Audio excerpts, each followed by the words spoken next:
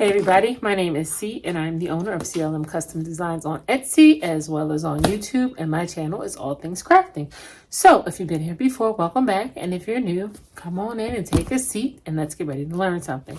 Today I am going to do an unboxing and then also show you how to convert a regular printer into a sublimation printer. So if you're interested in seeing how I turn the ET8550 by Epson into a sublimation printer, stick around. Let's jump into the intro.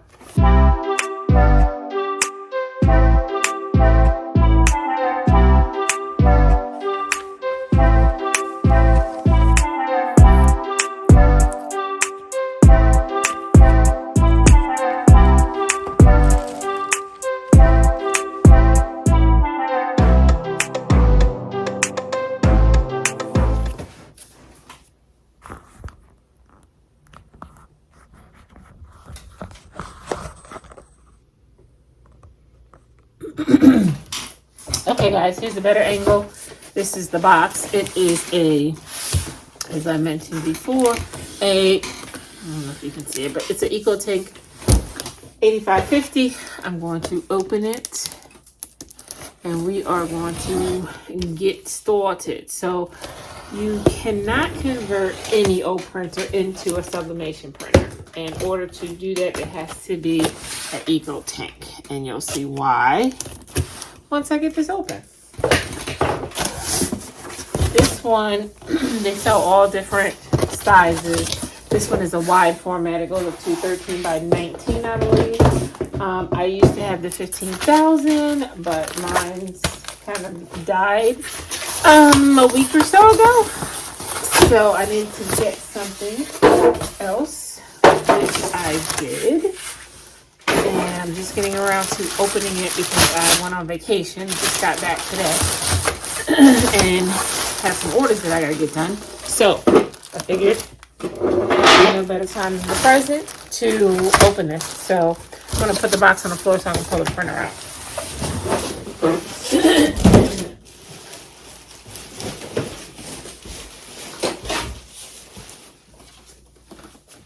Okay, here we go. That is the printer, and all EcoTanks with ink, right?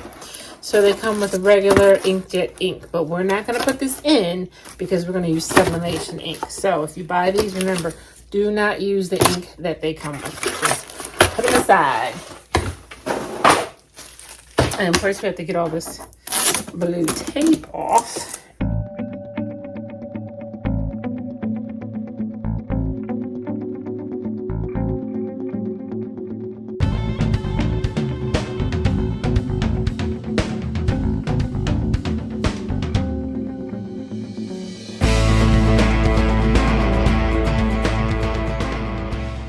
To order sublimation ink, and so that is what I did. I used the Hippo brand sublimation ink. All right, let's see what I'm saying. I know what I'm talking about. I feel like I'm missing one.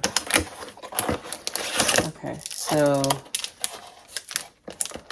yep, there's the gray, the yellow, the magenta, the cyan, the black, and the photo black.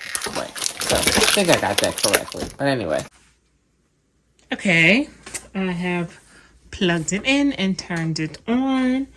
And going through the motions. English. Yes. Scan the code to set up this printer with your smartphone device. I'm going to continue without the app. I'm not setting up the app. I'm going to do it manually. I use the leftover ink that I had first. So the first one I'm going to use is the black one, which goes in here. And as you'll see, these have nozzles that just fit right on here.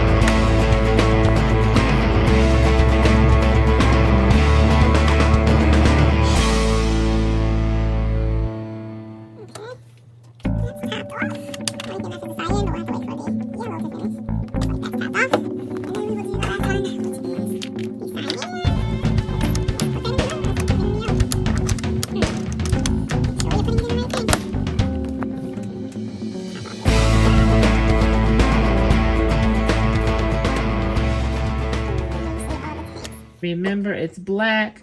It's photo black. The bottle will say PK. And then there's cyan, yellow, magenta, and gray. For this particular machines, like I said, other machines will just have the black, the cyan, yellow, and magenta, nothing else. So just depends on what you get. Definitely are topped off. We will close this. We will close this. And close that. Yes, they've all been refilled. If you were just refilling one, you would get this to say select the color that you wanted to refill, but we are just going to proceed because we've already done that. So now we're going to go back over here, which is asking us, did we fill all the tanks up? And yes, we did. So we're going to click that we finished that, and we are going to hit next. Now it's going to check the system environments and finish setup, and hopefully allow us to do the first test print. So saying once it's connected via wireless, which is correct because I already set that up. Oops. So it says connect to the wireless landline automatically. I don't know what that means. We're going to hit next because we've already done that. And we're going to hit next because we've already set up the Wi-Fi situation. So that's done.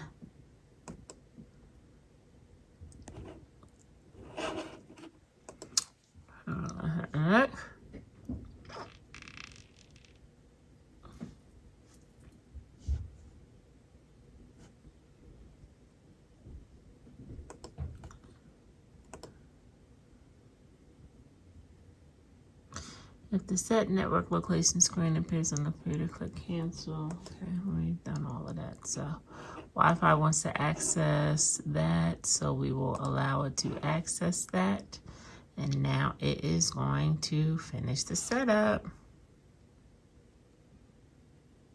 I don't know how long this is going to take, so I will see you guys when it's done. Okay, all the initialization is done. It says initiation is complete. Some ink is absorbed into the maintenance box, so you may have some black parts, whatever. But so we want to print the adjustments. So that means I gotta get some paper to print on. I'm gonna use regular paper, not sublimation paper. Open that up. Put the paper in. And I think this is like if you're doing photo paper. That's what that's for.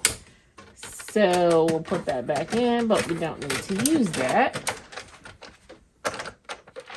Okay. Put that in. All right.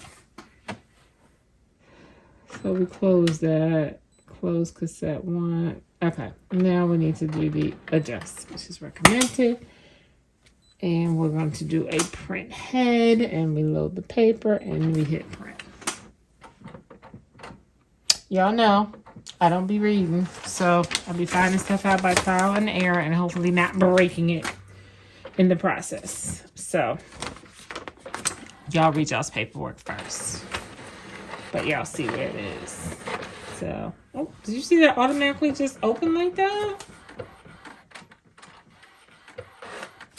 So what they're doing now is it's just printing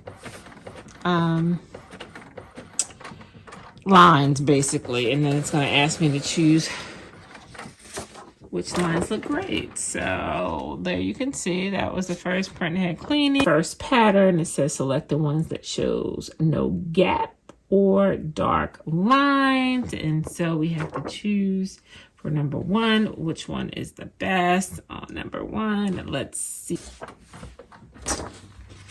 All right, here's the next set of tests. Let's see what they want us to do. Now we got boxes to look at, but more are printing. So So I need to download the drivers. I'm at epson.com. I've clicked on support.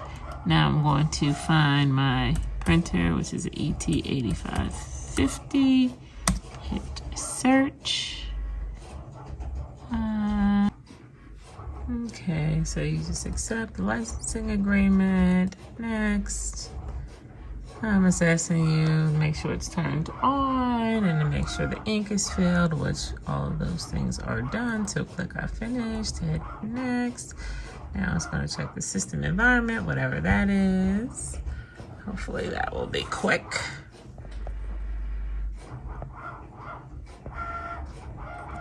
And it's saying click the one you got. That's it. Hit next. Now it's checking for software updates. Everything looks good. Boom, boom, boom. And now we're going to install. Even though I'm not going to use it as a fax or any of that kind of stuff, I just usually install everything just to make sure that it's no issue. But if you choose to not install something, you would just uncheck it and then you would install it. Now it is actually installing the drivers, which is going to take a minute. I'll be back.